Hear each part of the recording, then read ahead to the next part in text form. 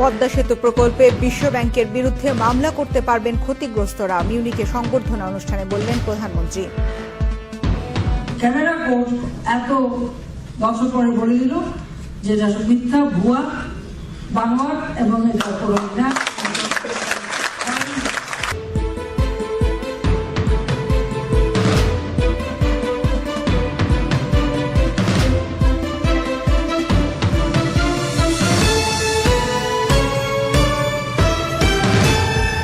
স্বাগত সংবাদ সংযোগের সাথে আছি আমি ঝুমুর বাড়ি। শুনছিলেন প্রধান শিরোনাম, এবার জানাচ্ছি বিস্তারিত।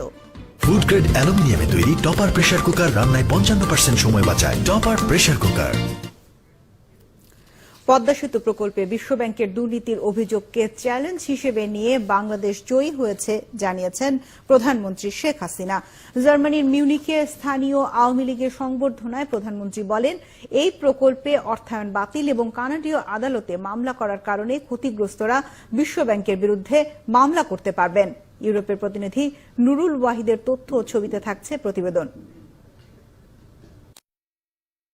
বিশ্ব নিরাপত্তা কনফারেন্সে যোগ দিতে প্রধানমন্ত্রী শেখ হাসিনা এখন জার্মানিতে। প্রথম দিন কনফারেন্সের উদ্বোধনী অনুষ্ঠানে যোগদানের পর বিকেলে প্রবাসী বাংলাদেশিদের সাথে মতবিনিময়ে মিলিত হন তিনি। আমাদের কাছে সিকিউরিটি মানে শুধু একটা মানুষের শারীরিক নিরাপত্তা না, একটা দেশের সার্বিক নিরাপত্তা আর এক মানুষের সব ধরনের নিরাপত্তা, তাদের খাদ্যের নিরাপত্তা, তাদের স্বাধীনভাবে চলার নিরাপত্তা, তাদের জীবন জীবিকার নিরাপত্তা, তাদের এমনকি এই আবহাওয়া, জলবায়ু থেকে শুরু করে সর্বক্ষেত্রেই মানুষ যেন সবকিছু পায়, সেটাই আমরা চাই। কানাডার আদালতে বিশ্বব্যাংকের দুর্নীতি মামলার রায় প্রসঙ্গে বলতে গিয়ে প্রধানমন্ত্রী বলেন, বাংলাদেশ সরকার বিশ্বব্যাংকের অভিযোগ চ্যালেঞ্জ হিসেবে নিয়েছিল এবং তাতে জয় হয়েছে।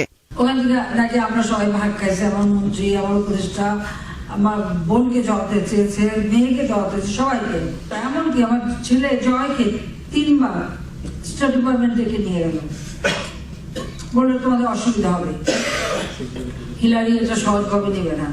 আমরা তো চ্যালেঞ্জ দিচ্ছিলাম ওয়ার্ল্ড ব্যাংকে যে তুমি প্রমাণ করো যে পদ্মা সেতুতে দুর্নীতি হয়েছে। সে পর্যন্ত তারা ব্যাক করলো দিতে। এখন কানাডা কোর্ট এত বছর পরে বলে দিল যে এটা মিথ্যা, ভুয়া, বানোয়াট এবং এটা কোনো না। বাংলাদেশে বিচার ব্যবস্থার স্বাধীনতা ও আইনের প্রতি শ্রদ্ধার কথা বলতে গিয়ে প্রধানমন্ত্রী বলেন, খালেদা জিয়া নিজেই বিচার ও আইনের শাসনে বিশ্বাসী নয়, যার ফলে তিনি আদালতে হাজির না হয়ে টালবাহানা করছেন। দরখাস্ত করবে, আবার বলে মিথ্যা মামলা। মিথ্যা মামলা হলে আবার পালানোর কি আছে?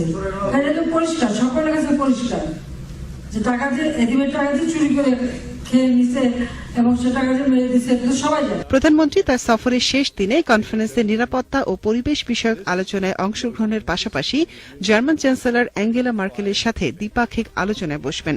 এ সময় জার্মান বাংলাদেশের মধ্যে 2টি চুক্তি স্বাক্ষর হওয়ার কথা রয়েছে। মনিরা কাজুরি, 71। এদিকে প্রধানমন্ত্রী শেখ হাসিনার অধীনে বিএনপি